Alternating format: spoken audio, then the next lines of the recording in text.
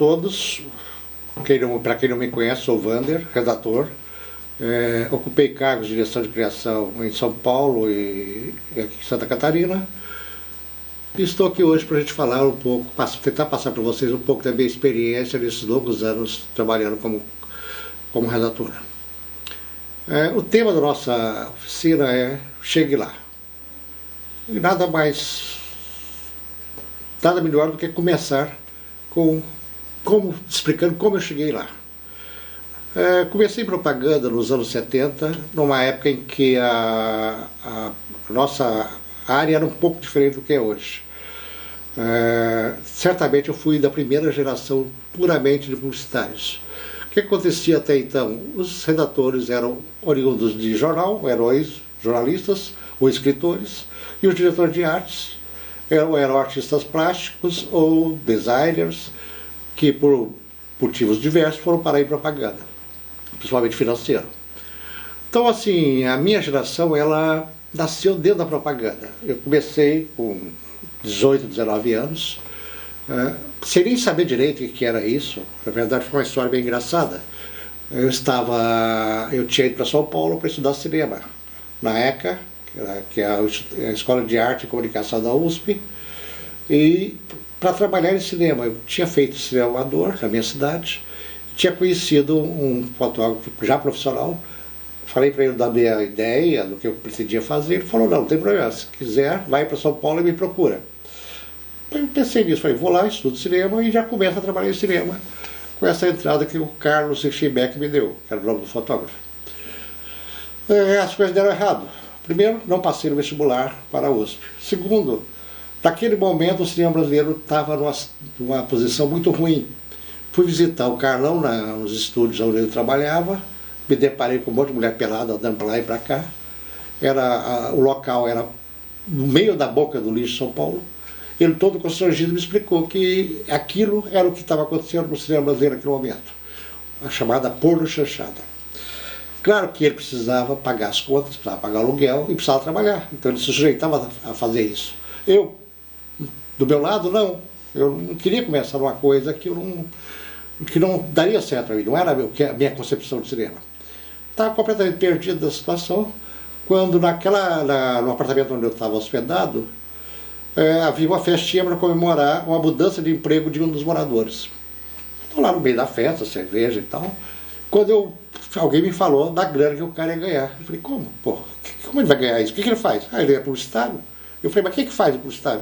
Você conversa com ele. Eu fui conversar com o cara, ele me falou, eu sou redator, trabalho em propaganda, e eles pagam muito bem. Eu falei, mas você escreve o quê, né? Ele pegou a pasta e mostrou alguns anúncios. Eu falei, ganha tudo isso para fazer isso? Ele falou, Eu falei, pô, eu vou aprender a fazer isso. Eu falei, comecei a conversar com o cara, como é que não entra? Ele falou, estágio, babá. Aí ele me perguntou qual era a minha experiência, eu falei da coisa de cinema, eu falei, não, de repente é melhor você ir para uma produtora. E marcou um encontro, uma produtora que ele conhecia, para conversar com os caras. Fui lá, fui bem recebido. O rapaz que me atendeu era de Goiânia, era um cara da área comercial, mas era de Goiânia também. E ele falou, olha, conversando com o cara, ele falou, não, você, pelo que eu estou entendendo, você é um cara mais para criação, mais criativo. Você deveria ir para uma agência, não para uma produtora. Eu falei, tá, eu não tenho a menor ideia onde eu tenho que ir. Ele falou, não, deixa eu ver para você. Nós temos um nosso maior cliente aqui, é o MAP, e eu vou falar com o Julinho Xavier, que é o diretor de RTV lá, para ver se ele consegue um estágio para você. Foi o que aconteceu, eu entrei na UMAP como estagiário com o RTV. Rapidamente descobri que o RTV não criava nada, apenas realizava o que a criação criava. Aí comecei a entender o mecanismo de uma agência.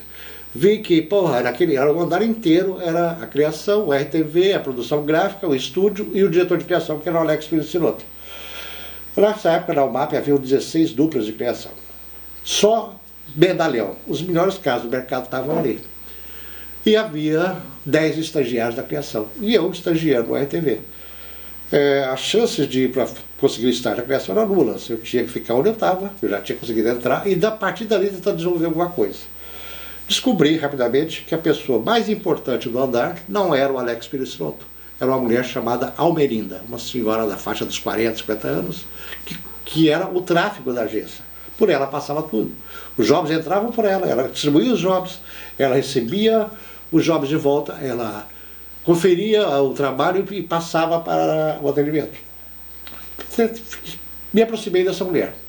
Porque comecei a conversar, contar minha história e tal, e ela sei lá, foi com a minha cara e falou, olha, vou fazer o seguinte, quando entrar um job aberto, eu te passo uma cópia e você tenta desenvolver alguma coisa, me traz de volta. Eu falei, tá legal, eu não tinha a menor ideia que era jogo aberto, mas fiquei quieto.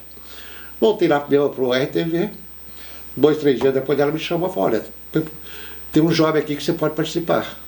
Depois passou lá o job, uma cópia do job, e era uma coisa muito... Ela falou assim, é o trabalho mais importante do ano da agência. Eu falei, legal. O job era a concorrência do Guaraná Antártica. Fui para a minha sala, comecei a pensar. Evidentemente que eu não pensei em fazer anúncio, outdoor, essas coisas, que eu não tinha a menor ideia como é que fazia isso, mas eu sabia fazer roteiro. Eu já tinha feito roteiros de ser amador, de shows, de peças, de teatro, essas coisas. Comecei a pensar, na época havia um cartunista chamado Enfio, que era um dos caras mais fodidos assim, da área do cartoon no Brasil. E esse cara tinha uma porrada de personagens, e 2 deles eram os Fradins. Quem eram os Fradins? Eram 2 personagens caracterizados como frades, um magro e alto, outro baixo e gordo. O magro e alto era um santo, aquele que se compadecia com a pobreza, com a miséria, com as doenças e tal. O gordinho era o Satanás, o cara só queria sacanear. O gordinho inventou, claro, o Enfio inventou, uma expressão que estava dominando, virando moda no país naquele momento, que era o top, top, top, que era isso aqui, top, top, top. O que era o top, top, top? Você se fudeu, você vai se fuder, ou você está fudido. Isso era o sacaneio, porque ele sacaneava em top, top, top. Então, eu peguei esses 2 personagens e comecei a criar roteiros para o Guaraná Antártica inserido dentro da realidade desses dos Fradins. Fiz lá meia dúzia de roteiros, revisei, olhei e falei, pô, tá bom, é isso mesmo. Fui levar para a tal da Almerida. Falei, mas eu pensei isso aqui e tal, eu não sei como é que é, porque tal, de repente esse negócio custa muito caro. Ela falou, Wander, não tem limite de dinheiro. Concorrência, eu te apresento o melhor, se for executar depois é outro problema. O importante é ganhar. Deixa comigo que eu vou mandar fazer storyboards. Eu falei, tá, voltei sem ter a menor ideia do que era storyboard. Falei, deixa lá. Não, 2 dias, no dia seguinte, ela me chamou, olha, storyboard, eu olhei e falei, pô, tá bem legal. Falei, só que é o seguinte, você não vai poder apresentar isso porque você não está no departamento de criação. Eu vou encaminhar esse trabalho para uma dupla que vai apresentar, junto com as sugestões dele, na reunião que vai ter com o Alex Pirissuroto, onde eles vão definir quais campanhas vão ser apresentadas. Ok, tudo bem. E eles vão fazer também peças gráficas para essa campanha. Eu falei, tá legal, diretor de arte e tal. Eu falei, tá bom. E assim foi. Não tive a notícia. Uns 10 dias depois, começa uma grande festa no final do dia da agência. Champanhe, não sei o quê. E eu não sabia o que era.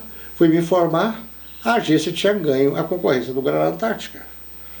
E uma determinada dupla era a mais festejada de todas. Quando eu ouço alguém cumprimentar essa dupla, falo, porra, mas que puta ideia essa de usar os Fradins. Eu já congelei. Por 2 motivos. Primeiro, porque, porra, meu trabalho tinha sido apresentado para o cliente. E, mais do que isso, tinha sido o fator decisivo ali de ganhar aquela concorrência.